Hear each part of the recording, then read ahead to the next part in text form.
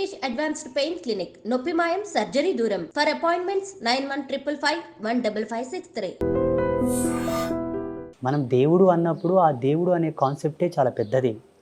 ఆ అర్థం కూడా చాలా మందికి తెలియదు వాస్తవంగా. భగవత్ తత్వం ఏంటి, భగవత్ యొక్క శక్తి ఏంటి అనేది కూడా చాలా మంది దాన్ని ఫీల్ అవ్వలేకపోతారు. భావన మాత్రమే అందరూ తృప్తి పడుతుంటారు, ఆనందపడుతుంటారే తప్ప ఆ రుచి చాలా మందికి తెలియదు. భగవంతుడు దాడి చేసేటప్పుడు కాపాడుకోలేనంత మూర్ఖుడు కాదు, చేతగాని వాడు కాదు. కానీ దేవాలయ వ్యవస్థను పరిరక్షించుకోవాల్సిన బాధ్యత మనది. దేవాలయం అనే కాన్సెప్ట్ మన కొరకు ఇచ్చాడు దేవుడు. భగవంతుడు సర్వాంతర్యామి. ఈశ్వరుడు ఎప్పుడైనాను నిర్గుణుడు, నిరాకారుడు. సగుణ రూపంలోకి మనం తెచ్చాం. అంటే మనం ఒక ఆధారంగా ఒక దేవాలయ వ్యవస్థ, అందులో గర్భగృహం నందు భగవత్ ప్రతిష్ట, ఆ ప్రతిష్టలో కొన్ని టెక్నికల్ ఇన్స్ట్రుమెంట్స్ వాడడం అనేది కూడా మనం నిర్మించుకున్నది. అదొక భావనాత్రయం కోసం నిర్మింపబడినటువంటి వ్యవస్థ. మనము నిర్మించాము కాబట్టి కాపాడుకోవాల్సిన బాధ్యత మనదే.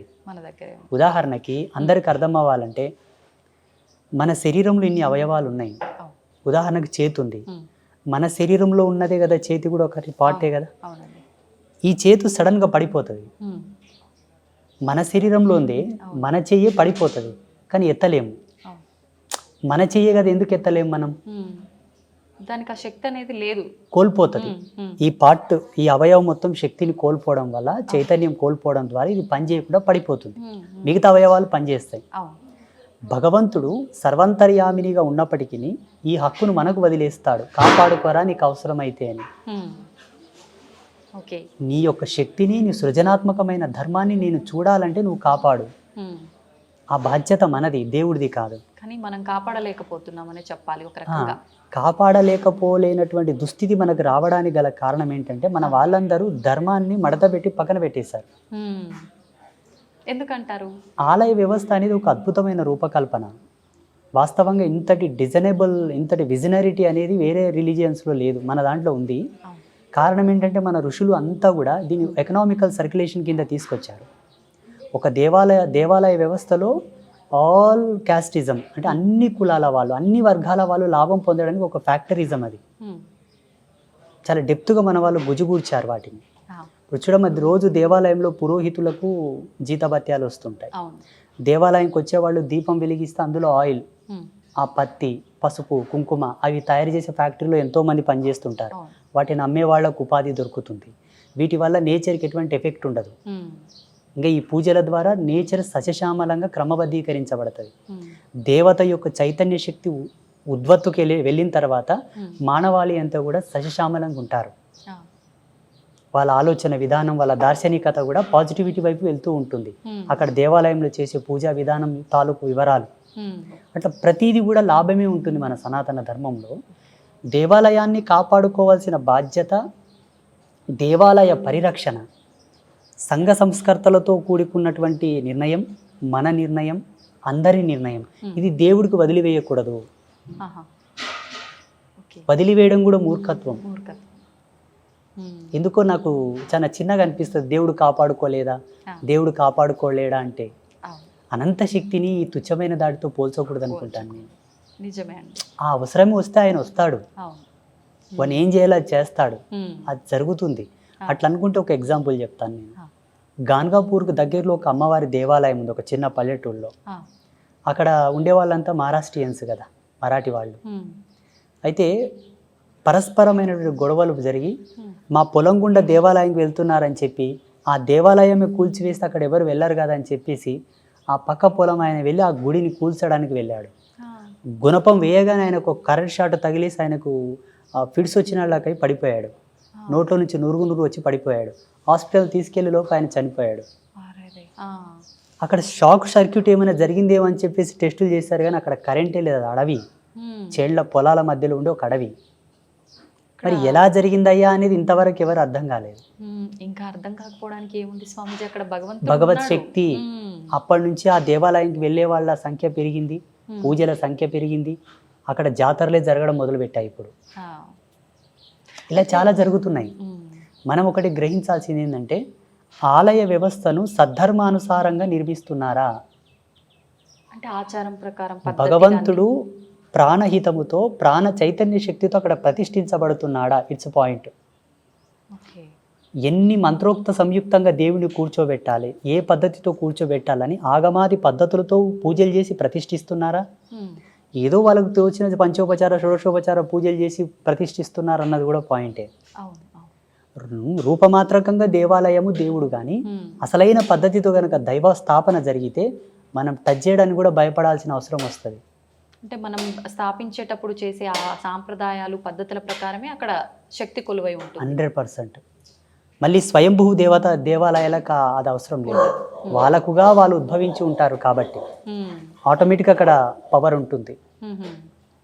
అయితే స్వామీజీ, ఇప్పుడు చాలామంది మనం భగవంతుడు అంతటా ఉన్నాడు అనుకున్నప్పుడు దేవాలయాలకి వెళ్ళటానికి కూడా ఇంట్రెస్ట్ లేకుండా చాలామంది క్షేత్రాల విషయానికి వస్తే మాత్రం ఖచ్చితంగా సంవత్సరంలో ఒకసారి 2 సార్లు వెళ్ళటానికి ఇష్టపడుతూ ఉంటారు. ఎందుకని? ఎక్కడైనా భగవంతుడే కదా, అక్కడికి వెళ్ళాలన్న ఆసక్తి ఎందుకు చూపుతారంటారు? మనకు సమ్ కైండ్ ఆఫ్ నాలెడ్జ్ కావాలంటే యూనివర్సిటీకి వెళ్తాం, అవును, కాలేజ్కి వెళ్తాం. కొన్ని ఇంట్లో చదువుకున్న చదువే, కాకపోతే అదొక అద్భుతమైన ప్రదేశం విద్యను ఆర్జించడానికి.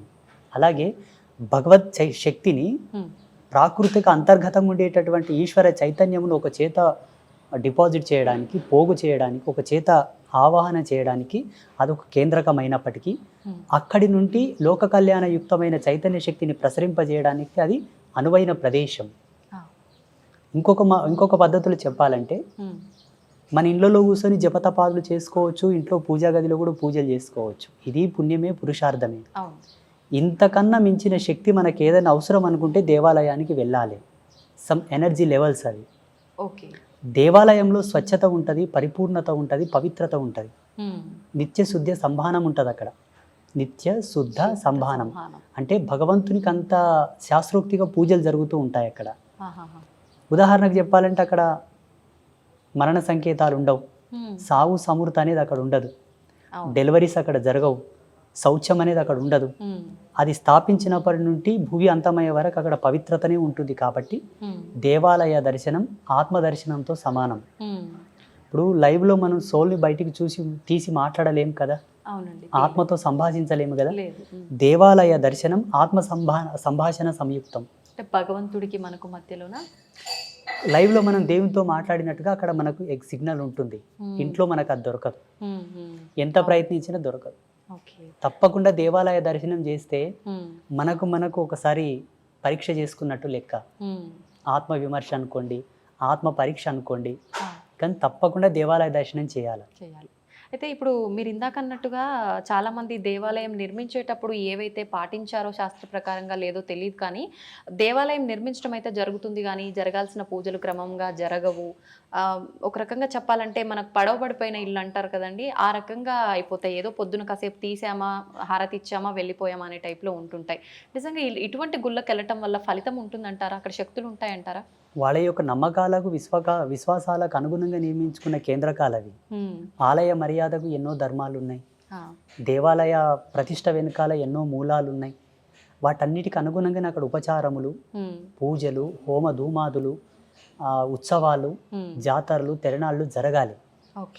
కొంతమంది రాజకీయాలు అడ్డం పెట్టుకొని, కులమని, వర్గమని, ప్రాంతమని భేదాలు అడ్డం పెట్టుకొని కూడా చేస్తలేరు. కాకపోతే అటువంటి ప్రదేశంలో భగవంతుడు ఉంటాడు, కాకపోతే మన అనుగుణమునకు మన భావానికి తగ్గట్టుగా వాళ్ళు స్పందించలేకపోవచ్చు. కారణం ఎప్పటికప్పుడు అక్కడ తగిన ఉపచారములు జరగటం లేదు కాబట్టి. అందుకే ప్రసిద్ధ పుణ్యక్షేత్రాల్లో నియమావళిని క్షణకాలమంతయు కూడా వాళ్ళు విస్మరించకుండా ఉపచారములు చేస్తూ ఉంటారు. నియమం క్షణం కూడా వాళ్ళు తప్పనివ్వరు. భగవంతునికి నివేదన, ఉత్సవాలు సమయం ప్రకారం చాలా అద్భుతంగా చేస్తుంటారు. తిరుమల తిరుపతి దేవస్థానం ఉంది, ప్రసిద్ధ దేవాలయం, శ్రీశైలం ఉంది. అక్కడ ఏమైనా జరగనివ్వండి, భగవత్ కైంకర్యమునకు మాత్రం వాళ్ళు అపవిత్రం కానివ్వరు. శాస్త్రోక్తిగా ఆగమాది పద్ధతులను అనుసరించి చేస్తారు. అక్కడ మనకు కావాలనుకున్నటువంటి పవర్, నువ్వేమైనా చేయాలనుకుంటే అక్కడ మీకు ఎనర్జీ కనిపిస్తుంది. ఎంతోమంది రీసెర్చ్ చేశారు ఆ కాలంలో.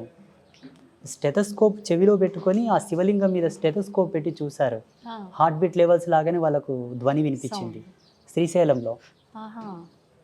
ఇక్కడ మనకు మంత్రాలయ క్షేత్రం ఉంటుంది, రాఘవేంద్ర స్వామి బృందావనం. ఆ బృందావనంని కూడా టెస్ట్ చేశారు. బ్రహ్మంగారి యొక్క సమాధిని కూడా టెస్ట్ చేశారు. కంచి కామాక్షి దేవత పరదేవత అమ్మవారి పాదాల దగ్గర రీసెర్చ్లు చేశారు. ఆహా. ఎన్నో అద్భుతాలు ఉన్నాయి. ఉమ్. అంటే సజీవ సాక్ష్యమైనటువంటి ధర్మాలు మనకు ఉన్నప్పటికీ కూడా మన వాళ్ళు ఎందుకు ఇట్లా తయారవుతున్నారని ఒక్కొక్కసారి మాకే సందేహం వస్తుంది. ఉమ్. ఎన్నో అద్భుతాలు ఉన్నాయి మన దాంట్లో. అవును, అవునండి. ఎందుకంటారు భగవంతుడు మరిపిస్తున్నాడు అంటారా ఇవన్నీ? మరి ఇవన్నీ చూసిన తర్వాత కూడా ఇప్పుడు ఒక శక్తి ఏదైనా జరిగిందని తెలియగానే అమ్మో భగవంతుడు ఉన్నాడు అని చెప్పి కొన్ని రోజులంతా హడావిడి చేస్తుంటారు. తర్వాత అన్నీ మర్చిపోయి నార్మల్గా ఏమీ లేదు అంత ఒక మూఢనమ్మకం అని మళ్ళీ వాళ్ళే పక్కన పెట్టేస్తుంటారు. ఎందుకంటారు? పటిష్టమైన ధర్మాన్ని వాళ్ళు అవలంబింపలేదు కాబట్టి తాత్కాలికమైన సుఖాల వెంట పరిగెడుతున్నారు. అవును. అంటే స్వల్పకాలికమైన అనుభవాలు ఇచ్చేటటువంటి కేంద్రకాలకు వాళ్ళు వెళ్తున్నారు, చిన్న చిన్నటివి. అలా కాకుండా మనకు సనాతన ధర్మంలో చెప్పినటువంటి విలువలకు మనం ఎప్పుడు నిలబడగలిగితే జ్ఞానాన్ని ఎప్పుడు ఎలా వాడుకోవాలో ఆ ధర్మమే మనకు బాట చూపుతూ ఉంటుంది. సాంప్రదాయకమైన ఆచారాలు కొన్ని ఉంటాయి, దేవాలయానికి సంబంధించిన ఆచారాలు కొన్ని ఉంటాయి. ఇవన్నీ పాటిస్తూ ఉంటే ఎప్పటికెప్పుడు మన జ్ఞానానికి అవి స్పృహణ తెప్పిస్తూ ఉంటాయి, సిగ్నల్ ఇస్తూ ఉంటాయి. మనకు ధర్మం కాస్త తప్పేటటువంటి సందర్భం వచ్చినప్పటికీ వెనకనే మనకు ధర్మం యొక్క బాధ్యతలు గుర్తుకు తెస్తూ ఉంటాయి. ఇందుకు ప్రధానమైన కారణం ఏంటంటే మన పెద్దలు మనకిచ్చిన ఆచార మర్యాదలను మనం ఆచరించడం లేదు. అయితే ఇప్పుడు మన సనాతన ధర్మాన్ని మనం కాపాడుకోవాలంటే దాని గురించి ముందుగా మనం తెలుసుకోవాలి, దాన్ని ఆచరిస్తూ ఉండాలి. ఇవన్నీ ఆచరించాలి అని అంటే మనం సాంసారిక జీవితంలో ఉన్నప్పుడు ఇవన్నీ సాధ్యపడతాయి అంటారా? అసలు ప్రతిదీ కూడా సంసారికుల కోసమే పెట్టారు సనాతన ధర్మంలో. సన్యాసుల కోసం తక్కువ ఉన్నాయి. 1% మాలాంటి సర్వసంగ పరిత్యాగులకు ఉంటే ఆ 1% కూడా మా అనుష్ఠాన విధికి, ఉపాసన మార్గమునకు, మంత్ర మార్గానికి, తంత్ర మార్గానికి, యంత్ర మార్గానికి, వేదాంత సంవాదానికి సంబంధించినవైతే మిగిలినవంతంతా కూడా రాజయోగ ధర్మంలో సంసారికుల కోసం ప్రవేశపెట్టినవే. ప్రతిదీ కూడా ఆలయం అంటేనే నిత్య సౌమంగళ్య వర్ధిని అనగా సంసారికం. ఆలయంలో రాజోపచార పూజలు జరుగుతాయి. అవి గృహస్థులకు సంబంధించింది, సన్యాసులకు సంబంధించింది కాదు. సన్యాసులకు సంబంధించినటువంటి మార్మికతను, ఆ శోధనను వాళ్ళు రహస్యంగా ఉంచుకున్నారు, గ్రాంధికంగా చేయలేకపోయారు. ఒక సన్యాసి సన్యసించాలంటే సన్యాసోపనిషత్తు ప్రకారంగా సన్యసించాలి. మిగిలిన ఉపనిషత్తులన్నీ కూడా మానవాళి కోసమే. మానవాళి అంటే అంతయు సమూహం, సంఘ సమాజం కోసమే. అందులో అందరూ పెళ్లిళ్ళు చేసుకొని పిల్లలుగానే వాళ్ళే ఉన్నారు. అంత ధర్మమంతా వాళ్ళ కోసమే వడగట్టిచ్చారు ఋషులందరూ. అంటే మనకు మన ధర్మాన్ని ఆచరిస్తూనే మనకు కొన్ని నియమాలు పెట్టి నియమాల ప్రకారంగా ఇవి ఆచరించవచ్చు అని చెప్పి అన్ని రకాల విధానాలు కూడా మనకు తెలియజేశారు.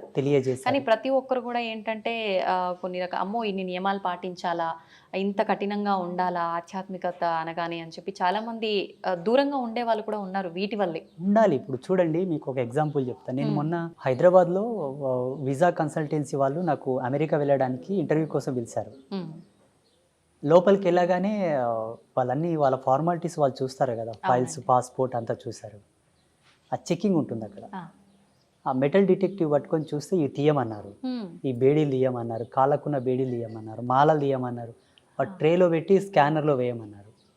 నేను అన్నాను, సాంప్రదాయకంగా ఉంచుకున్నామండి, వీటిని తీయకూడదు అన్నాను. ఇదర్ ఓ సబ్ నై చల్తా, నికాల్కే రఖో వహా పర్. తీయాల్సి వచ్చింది. మరి అంటే వాళ్ళ ఫార్మాలిటీస్, వాళ్ళ నియమాలు వాళ్ళకు ఉంటాయి, మనం పాటించాలి, తప్పదు. అన్ని తీసి అందులో పెట్టి అక్కడ స్కాన్ అయిన తర్వాత ముందుకు వెళ్ళినాక మళ్ళీ ఇస్తే అన్ని తొడుక్కొని వెళ్ళాను, ఇంటర్వ్యూకి వెళ్ళాను, వీసా ఇంటర్వ్యూకి వెళ్ళాను. అక్కడ వాళ్ళ నియమాలు వాళ్ళకి ఎట్లున్నాయో, జీవధర్మ సిద్ధాంతం మీద మన ఋషులు కొన్ని కోట్ల సంవత్సరాల నుంచి రీసెర్చ్లు చేశారు.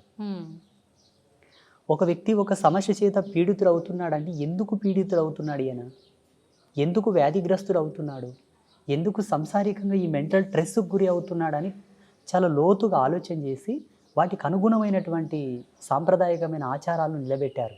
దీన్ని పాటించండి, ఇది రాదు, దీన్ని పాటించండి, ఇది రాదు.